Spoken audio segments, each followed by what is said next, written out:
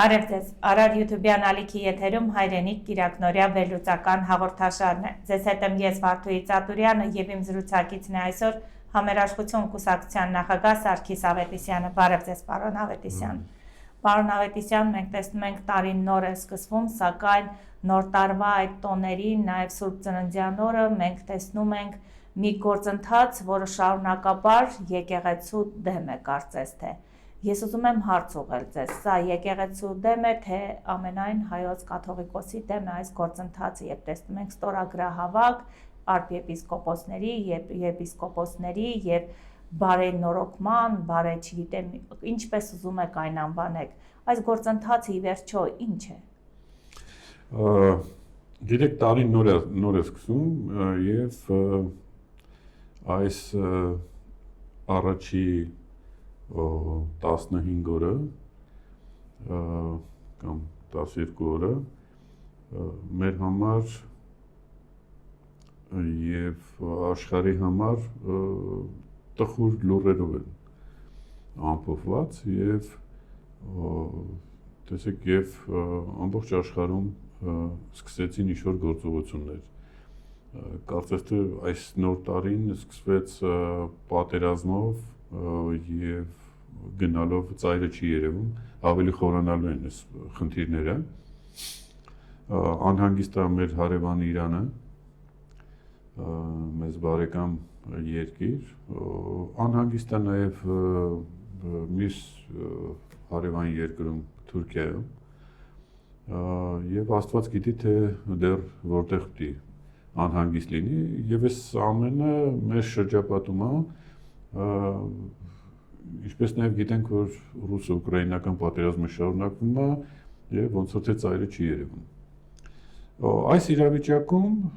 նաև մեր մոտ մեր երկրում արհեստականորեն խնդիրներ են առաջանում եւ այդ խնդիրները առաջացնում են գործող իշխանությունները, ովքեր այդ զբաղեցնում են այդ պաշտոնները։ Եվ խնդիրն է, որ ըստ էության պայքարը գնում մեր եկեղեցու դեմ։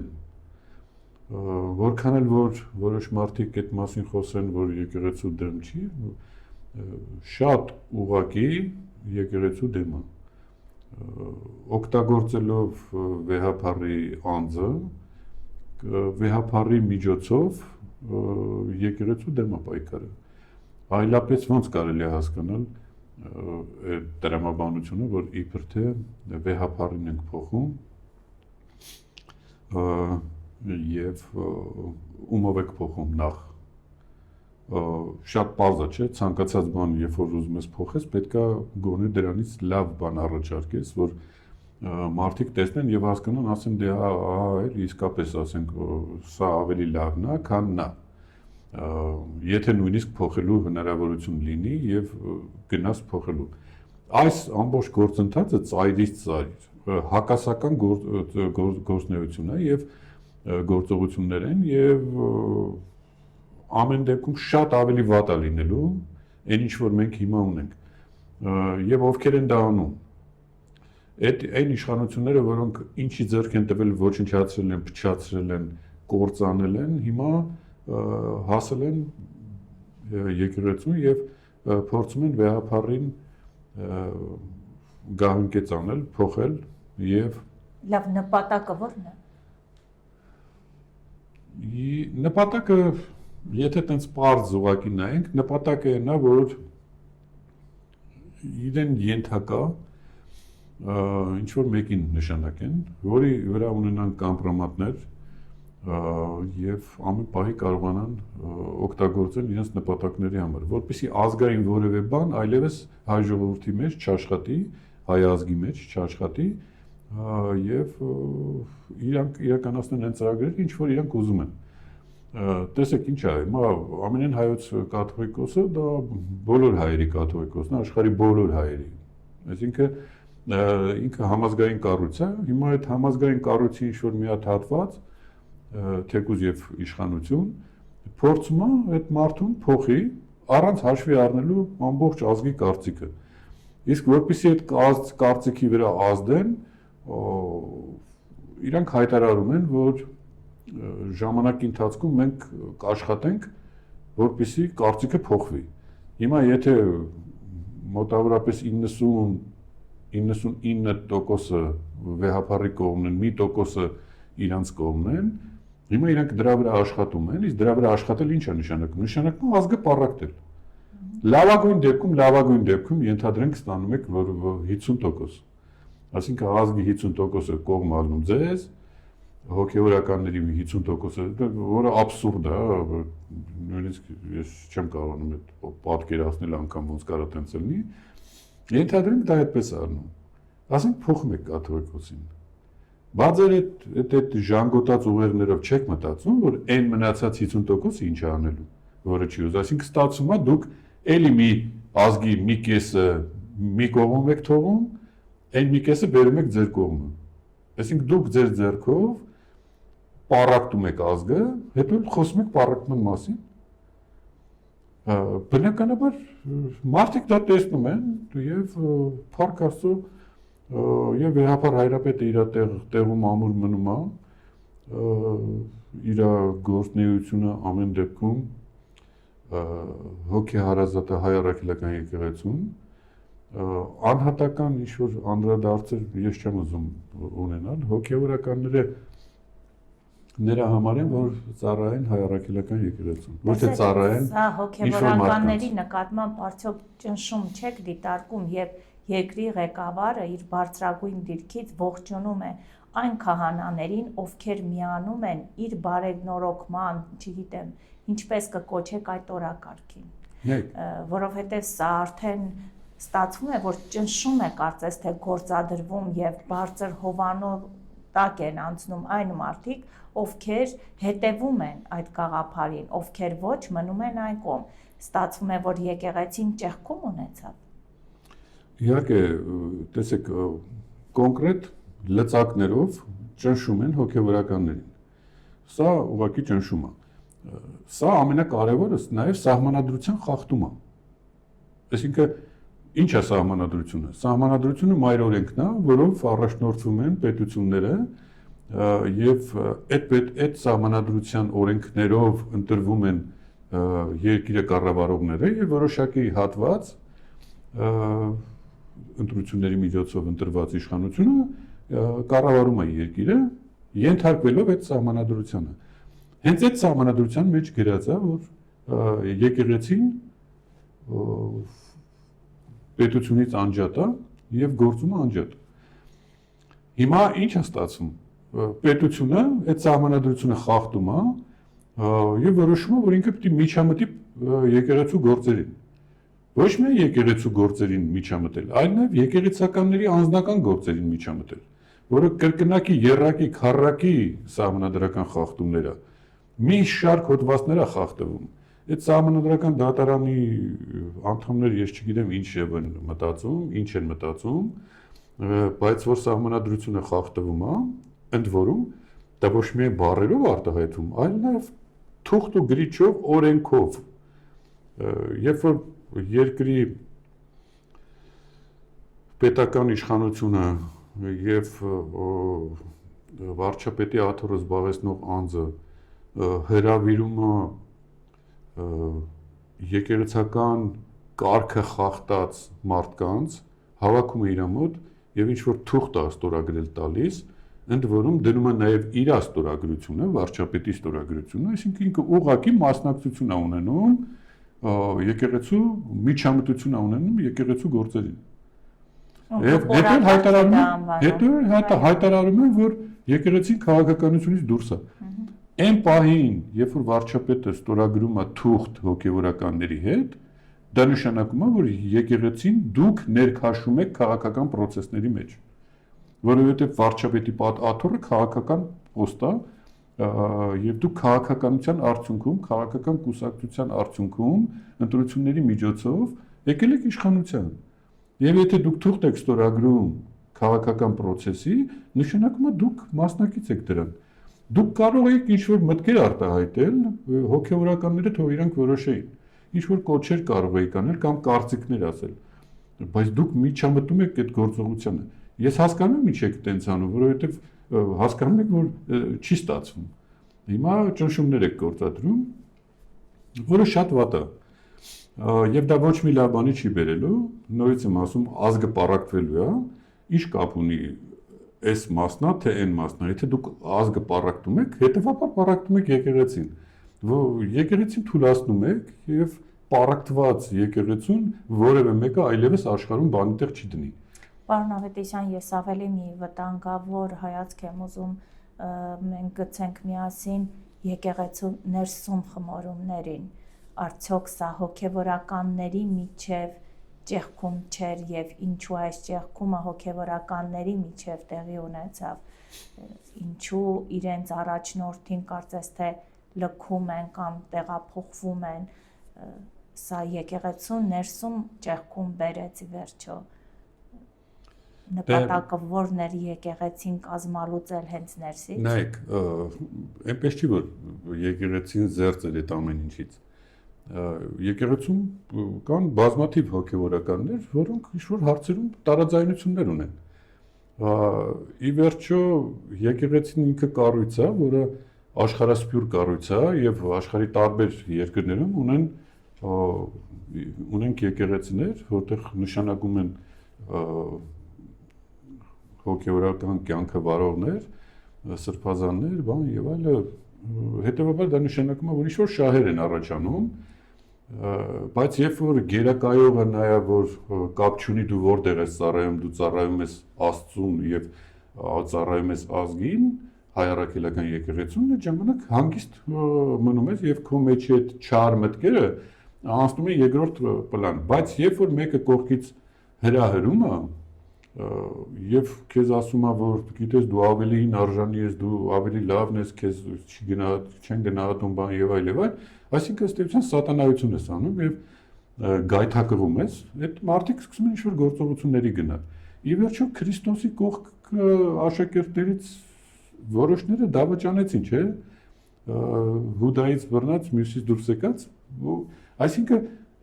այդ միշտ այդ մարդիկ կան։ Երբ որ դու ստեղծում ես մի միջավայր, որտեղ որ իրանք, այսպես ասենք, պարաթող են գտնում, ու սկսում են իրանք իրենց դրսևորել։ Բայց տեսեք, չհավատակ երբեք, որ այն մարդիկ, ովքեր այսօր վեհափառին դեմ են դուս եկել, հոգևորականների մասին է խոսքս, իրանք որևէ հաջողություն ունեն, իրանք հաջողություն չեն ունեն, իրանք արդեն կործանել են իրանք ամեն ինչը։ Եվ ազգը իրանք երբեք չի ների։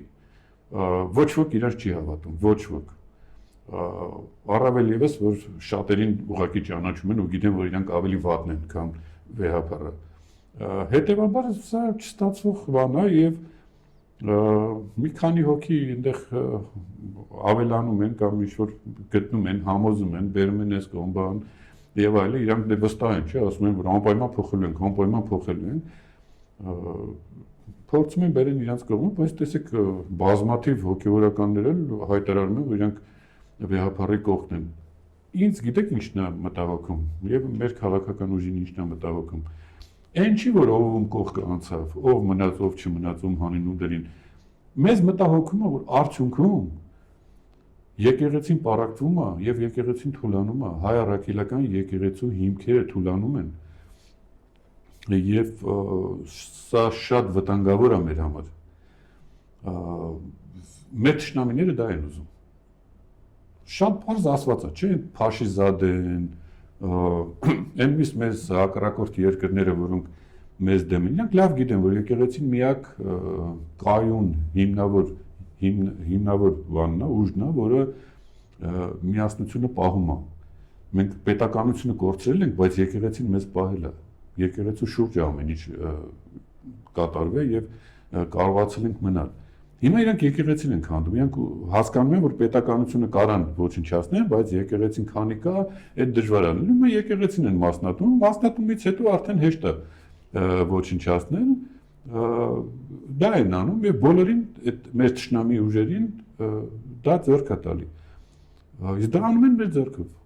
Բոլոր աղանդները, հիմնական աղանդները հիմա հանգստանում են, որովհետեւ այն ինչ որ իրանք երազում անգամ չէին կարող պատկերացնել, հիմա արվում է պետության կողմից։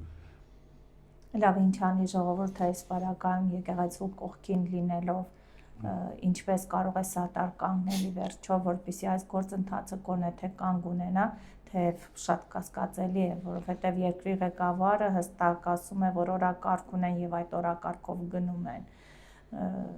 Ինչպես կարող է զերծ մնալ եկեղեցին քաղաքական այս վայրիվերումների ընթացքին։ Ես այնքան լավ հասկանում եմ իշխանությանը։ Իշխանությունը գտել է խոսալու թեմա։ Ինքը այլ խոսալու թեմա չունի։ Ինչից պետք է խոսա իշխանությունը։ Ոչ կարող խոսա անվտանգությունից, ոչ կարող խոսա տնտեսական աճից, ոչ կարող խոսա նրանից, որ Արցախը ազատագրված է։ Չկա մի թեմա,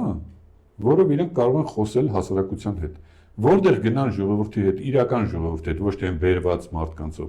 իրական ժողովրդի հետ խոսալու, այդ ժողովուրդը երկու հարց կտա, իրանք ոչ մի հարցի, երրորդ հարցից արդեն իրանք պիտի թողին հեռանան տեղից, որտեղ կհասկանան, որ իրանք ասելու բան չունեն ժողովրդին։ Հիմա իրանք ինչ արեցին, իրանք գցին բռնին մի հատ թեմա, որը բանա, մի քանի առումով իրանք ձեռք է տալի, այսպես ասած։ Շատ զգայուն է ժողովուրդը։ Շատ զգայուն է, իմանք հիմա եկեղեցու թեման դարձել են առաջի թեմա, բոլորը խոսում են վեհապարի մասին, նաև այն ուժերը, որոնք դրսում կան, սկսում են իրանք սատարել, որպեսզի դա իրականացվի, բնականաբար դե Ադրբեջանի մասին չեմ խոսում, թուրքերն ու ադրբեջանցիք բան եւ այլն, ովքեր հայ առաքելական եկեղեցու թշնամիներն են, նրանք բոլորը երազում են, որ սա իրականանա, ինչպես նաև կաթոլիկ աշխարհը, որ ամբողջ իր գոյության ընթացքում միշտ ուզեցել է, որ հայ առաքելական եկեղեցին իրենց ենթակա լինի, բայց եկեղեցին այնքան ամուր է եղել, այնքան պինդ է եղել ու այնքան հզոր է եղել, որ կարողացել է դա չանել։ Հիմա նրանք էլ հերվիս նստած մտածում են, կարող է շանսա էլի, բանա, պետքա օգնել, որպեսզի կարողանանք բան անել։ Բայց դե կարծում եմ չի ստացվի, իրանք հերթական այդ ֆիասկոն կապրեն բոլորով միասին, եկեղեցին այս ամեն ինչից դուրս կգա, այդտենց չի որ առաջի օրն է որ եկեղեցու դեմ պայքարում են, բոլորը միասին պայքարել են եկեղեցու դեմ բոլորը, բայց բոլորին միասին եկեղեցին հաղթել է։ Եվ այս անգամ վեհապարը շատ ավելի ամուր է եւ իր այդ դիրքը որ շատ հավասարակշռված է պահում, սրանք ներվայնանում են, սրանք ուզում են որ անպայման եկեղեցին ինչ-որ, բայց եկեղեցին այնքան խելացի է, եւ վեհապարը այնքան խելացի է խոսում, գոչ անում, որ հավասարակշռությունը պահել, մերոնց, ձերոնց, մենշևիկ, բոլշևիկ չանեն։ Պետությունը դա պետք է անի, պետության ղեկավարը դա պետք է անի։ Երկրի ղեկավարը բոլորի ղեկավարն է։ Այս մարդիկ այնքան անգրագետ են քաղաքական առումով, որ չեն հասկանում, կապ չունի քեզ ինչքան մարդ ընտրե, քո ընտրողները դու բոլորի նախագահն ես, բոլորի ղեկավարն ես, բոլորի վարչապետն ես, քեզ նշանակել են այդ պաշտոնում, որ բոլորին մի աչքով նայես։ Ոչ թե ասես ես հիմա բանում, ես ԿՊ-ի ղեկավարն եմ, ուրեմն վերջ, ԿՊ-ն պիտի լավ ապրի, մնացածը հեչ։ Այդ տրամաբանությունը այդ խելքով են առաջնորդվում, դրա համար են այս վիճակում։ Իդեպ բարերարներին ու ներդրողներին էլ անվանեց, որ դրանք փոչ կատեգորիաներ են, այսպես ասած, որովհետև ասում է, որ բարերարը դա իր գրպանից չի արել այդ բարերարությունը, այլ արվել է զուտ ժողովրդի հաշվին, պետության հաշվին եւ այլն։ Նման արտահայտություններ հնչեց, երբ լրագրողների հարցին էր պատասխանում վարչապետը։ Այսուհետ եկեք քննարկենք, այլ անձին կցանկանան արդյոք բարերարություն անել այս կարծիքները լսելուց հետո։ Բարեբախտաբար մեր ազգային բարերարները, որոնք աշխարհի տարբեր երկրներում հարստացել են, բան եւ այլն, բոլորը լավ հասկանում են, որ այս քաղաքական ռեժիմները կփոխվեն, բայց երկիրը մնալու է, ժողովուրդը մնալու է եւ բարեգործությունը սրանց ասացի հետ կապ չունի։ Բայց ես ուզում եմ ընդհանրապես երկու օրինակ բերել։ Ասենք Սամվել Կարապետյանը որտեղ է ժողովրդին թալան է, որ այդ թալանն էլ բերել է հետո տվել է ժողովրդին։ Լավ, մինչև հեծը չեմ հաշվում։ Հեծերը դրանից առաջ չէր անում բարեգործություն Սամվել Կարապետյանը հայ ժողովրդի համար։ Բարձր չէ, մարդը դրսում է հարստացել, եկել այստեղ օգնում է, բարեգործություն չի անում, բայց ոնց անում բարեգործությունը։ Դե դուք էլ մի հատ բարեգործություն արեք։ Մյուսը Ռուբեն Վարդանյանը, այդ որտեղ է հարստացել, Հայաստանում է հարստացել, ժողովրդին թալանել է, հիմա տալիս է ժողովրդին, այդ ինչ մտածելակերպ է, այդ ինչ տրամաբանությամբ են խոսում մարդիկ, մարդը դրսում հարստացել է, մեծահարուստ է դարձել, եկել է իր երկրում օգնում է, որովհետև լսում է Վեհապար Հայրապետի կոչերը, ազգային գաղափարների մասին, քեզ չի լսում, կամ հիմա քեզ լսողները կգան ստեղ գումար կդնեն, բա ով կգա ստեղ գումար կդնի, որ մտածի, որ 2 տարի հետո էլ պետք է ասեն թալան չէր։ Այսինքն ես մարդկանց գիտեմ, որ դրսում ապրում են տարբեր երկրներում, բայց իրանք այսօր մտածում են, ասում են ինչը գանքներ, ինչ ներդրում անենք, ինչ բարեգործություն անենք, ինչի մասին է խոսքը։ Իդեպ ասած, որ տնտեսվարողները շատ պաշտպանված են եւ իրենց հոգացան ներքո են, այսինքն պետությունը մեծ ուշադրություն է դարձնում։ Արդյոք համակարծիք եք այս մտքին։ Իհարկե ոչ։ Բոլոր նորմալ տնտեսվարողներին հենց տեսեք ինչ օրն են գցում։ Հարկայինը գնում է, քնչականն է գալի, քնչականը գնում է, մյուսն է գալի, հերթով ամբողջ օրը այս մարդիկ, որովհետև իրանք մերժված են դրսում։ Սովորաբար տենց ալում, չէ, ասենք լուրջ ղեկավարները դրսում են գնում, խնդիրներ են ունենում, այդ խնդիրները լուծում են, բայց իրանք ժողովրդին լավ են պահում, որպեսզի իրանք ժողովուրդը գող լինի իրանցից։ Այս մարդը հակառակն է, այս մարդը դրսում բոլորի հետ լավ հարաբերությունները պահում, գալիս է այդ ամբողջ բանը թափում է ժողովրդի վրա։ Այս խեղճ ժողովուրդն էլ, այս խեղճ տնտեսվարողներն էլ ընկել են կրակը։ Չգիտեն ինչ անեն։ Սա ոչ մի լավ բանի չի տանելու, ոչ մի բացարձակ ոչ մի լավ բանի չի տանելու, չի կարա տենց բան լինի։ Ատելություն, երբ որ միտեղ ատելություն է, միտեղ պառակտում է, միտեղ թշնամանք է, Աստված այդտեղ լավ աչքով չի նայում։ Աստված ոնց կարող օրինակ լավ նայի մի երկրի, որտեղ օծյալ վեհապարին, որը Աստծո կողմից օծյալ է, որը հասկանալի է, չէ՞ որ հաջորդը այդպեսին չի լինելու։ Այսինքն հիմա օծյալ Վեհապար Հայրապետին, որը Աստծո կողմից ստացել է այդ շնորհը, երկար տարիներ մնում է եւ հանգարց ինչ որ հայտնվում է մեկը, որը որոշում է, որ Աստված որ այնտեղ նստած է, սխալ է վարվել այս հարցով, ինքը մտել է այդ արանքը, փորձում է այդ իրավիճակը փոխի։ Դուք պատկերացնում եք այս վիճակում ինչ ալնելու։ Բայց Աստված դրա համար էլ ուրիշ աչքով պիտի նայի, էլի պիտի ասի, ես չեմ հասկանում, ես ձեզ հնարավորություն եմ տվել որպես առաջի քրիստոնեական պետություն, փոխանակ սա դարձնեք ձեր համար առավելություն, որ պետականորեն քրիստոնեություն ընդունել եք, այսինքն դուք գաղափարական ազգ եք,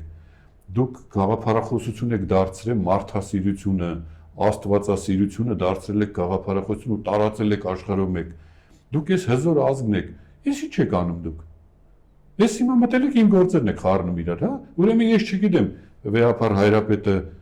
անձնական ինչ հարաբերություններ ունի, ինչեր ունի, դու ես ինձ հուշում, թե ես ինչ պետք է անեմ, հա, ես ամեն ինչ գիտեմ։ Հետո էլ ասում ես հայ առաքելական եկեղեցու հետևորդ եմ, ես աստվածապաշտ եմ, բանդեր գրած է, որ Աստված ամեն ինչ գիտի, այն ինչ որ նույնիսկ դու չգիտես, քո մասին ինքը գիտի։ Տեսեք, դուք քիչ առաջ նաև խոսացիք, որ սա նաև նախընտրական կարծես թե խոսույթ ու եզրույթ է, քանի որ 2026-ն է ու նախընտրական տարի է կարծես թե, դուք ինքներդ էլ նշեցիք, որ ներկայիս իշխանությունները նախընտրական այս պատրաստության մեջ են ու նաև այս խոսույթը նաև այդ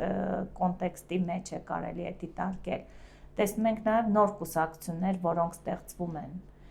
մարդ կուսակցություններ, այսպես ասած, ինչու են ստեղծվում նաև այս կուսակցությունները ըստ ձեզ, որ ինչ լինի, չկան գաղափարներ, չկան կուսակցություններ, որոնց կարելի է միանալ ու գոնե մեծ ավելի կայացած կուսակցություն լինելով ներկայանալ ընտրություններին։ Քաղաքական առումով շատ պարզ է նախընտրական տրամաբանության մեջ, այդ կուսակցությունները, որոնք դրանք գաղափարական կուսակցություններ չեն, մարդիկ են հավաքվում են, ինչ որ մեկը ֆինանսավորում է, սովորաբար դա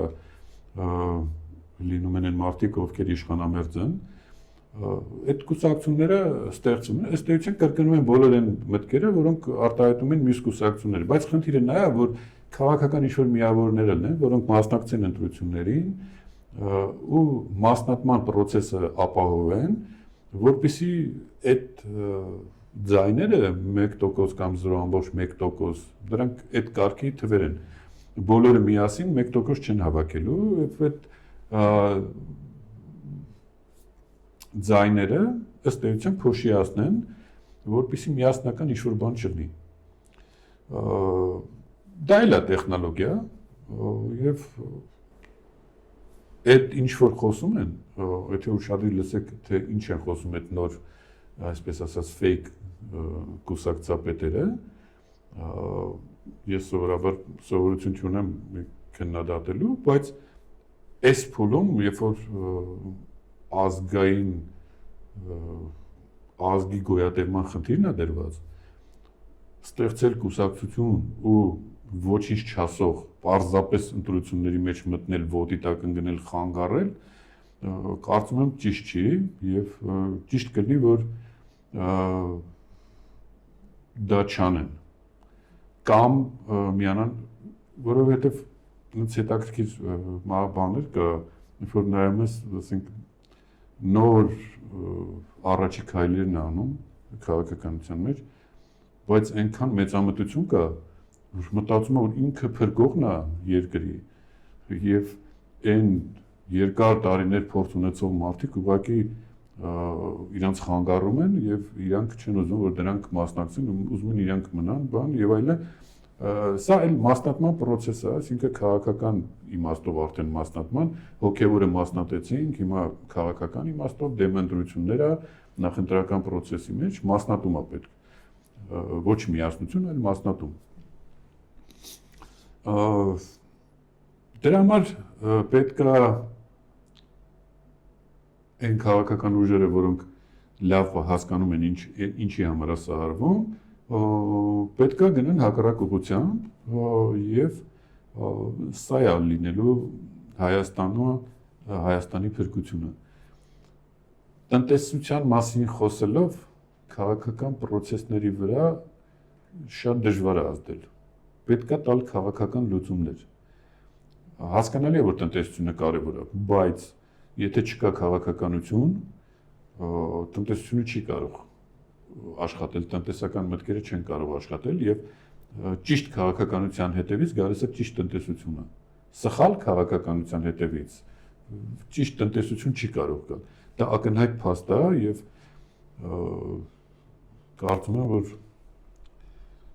որոշ քաղաքական ուժեր հիմա դրանից պետք է հետևություններ անեն։ Պարոն Ավետիսյան, ներկայիս իշխանությունները նշում են, որ իրենք ճիշտ արտաքին քաղաքականություն են վարում, բերելով խաղաղություն, համերաշխություն, նաև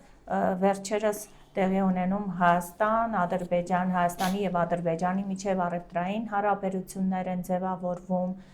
եւ դա շատ դրական է գնահատում ներկայիս իշխանությունը, բայց դուք վտանգներ չեք տեսնում այս հարաբերությունների մեջ, արդյոք սրանք հարաբերություններ են, թե տնտեսական նոր բաց դուռ, որը կախվածություն է ստեղծելու Հայաստանի եւ Ադրբեջանի, այս դեպքում Հայաստանի միջև եւ Ադրբեջանի ամբողջությամբ Հայաստանը կարծես թե իր տնտեսությունը փորձելու է ուղղել առևտրային շրջանառությունը Ադրբեջանի ուղղությամբ եւ այս դեպքում վտանգներ չեք տեսնում։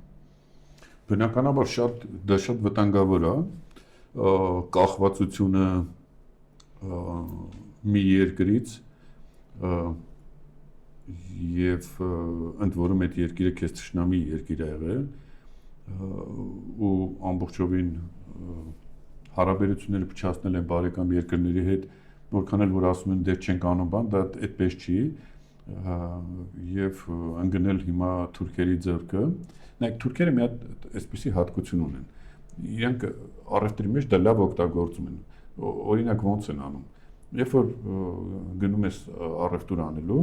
իրանք երկարատև մտածողություն ունեն քաղաքականության առևտրի մեջ, ինչպես նաև քաղաքականության մեջ։ Այսպիսի բան են անում, ասենք, քեզ տալիս են քո ուզած գնով ապրանքը։ Չնայած իրանք դրանով վնասվում են, բայց իրանք տալիս են, որոշակի ժամանակ տալիս են։ Նույնիսկ անվճար են տալի ապրանքը, ասում են տար։ Դու տանում ես այդ ապրանքը, վաճառում ես, աշխատում ես, հետո նորից բերում ես, փակում ես, նորից ես վերցնում, նորից ես տանում։ Դու իրանից ընկնում ես կախվածության մեջ։ Հենց փորձես այլ գործողություն անելու, իրանք ասում են դե այդ պարքերը բեր փակի, հետո գնա։ Դու այդ պարքերը չես կարող փակես, որովհետեւ բավականին մեծ է։ Դա թուրքական ձև է բիզնես անելու, շատ պրիմիտիվ, բայց իրանք օգտագործում։ Հիմա ադրբեջանցիք ինչ են անում։ Ադրբեջանցիք թեկուզ իրանք վնաս, բայց էժան բենզին կտան, հետո Հայաստանում այդ բենզինը կվաճառեն, հետո կտեսնեն, որ էժան է, հետո կգնան նորից կուզեն, նույնիսկ փողել չունենան, ադրբեջանցիք կասեն, այ մարդ ինչ հարց չկա, մենք ախպեր ենք իրար հետ, ինչ ա եղել, անվճար տարեք, հետո կծախեք փողը կտակ, ու սենց գալիս են այդ բենզինը բերում են, վաճառում են, սրանք էլ լրիվ մտնում են դրա մեջ, հետո մի օր ասում են, այդ բենզինը, որ տալիս ենք, բան ենք անում, հիմա այս քաղաքական հարցերում սենց պետք է լինի, օրինակ, այս ճանապարհը պետք է միջանցք լինի, օրինակ այս տարածքը տակ, այն տարածքը տակ, եւ այլն։ Հա, եթե դուք փորձեք տանեք, ուրեմն փողերը կուզեն։ Եվ այլն, ու սկսում են տնտեսական ճնշումները։ Իհարկե դուք ճիշտ եք ասում։ Պետք է հավասարակշռությունը պահվի եւ գիտեք, որ ասում են անվճար բաները բանում չի լինում, գիտեք, չէ, այնպես ինձ որ այդ էժան բենզինը մեր համար կարող է շատ թանկ նստի։ Ի վերջո մենք այդքան կարճ հիշողություն ունենք։ Եվ ինչու ազգային գաղափարախոսությունը այսօր չի միավորում քաղաքական ընդդիմադիր կուսակցություններին, որպեսզի նրանք մեկ ընդհանուր հարթակով ի վերջո գան, չէ որ մենք ազգային գաղափարախոսության ի վերջո ճգնաժամ ունենք այս պահին։ Հիմա մենք եթե փորձենք ասենց խորը բացատրություն տանք դրան, մենք ժամանակը մեզ չի բավարարի եւ մենք հիմնավոր չենք կարա չենք հասցնի բացատրենք, կկործանվենք։ Պետք է արագ անել քայլերը եւ կտրուկ քայլեր անել այս իրավիճակից դուրս գալու համար։ Հիմա հարց առաջանում չէ, մարդիկ մտածում են, ասում են, լավ, բա դուք ինչ եք առաջարկում։ Ինչ ենք մենք առաջարկում։ Մենք ասում ենք հետեւյալը։ Հիմա այսօր ստեղծվել է մի իրավիճակ, որ եկեղեցու դեմ է ամեն ինչ արվում եւ ես կարծում եմ, որ օրինակ վեհապար հայրապետը պետք է հանդես գա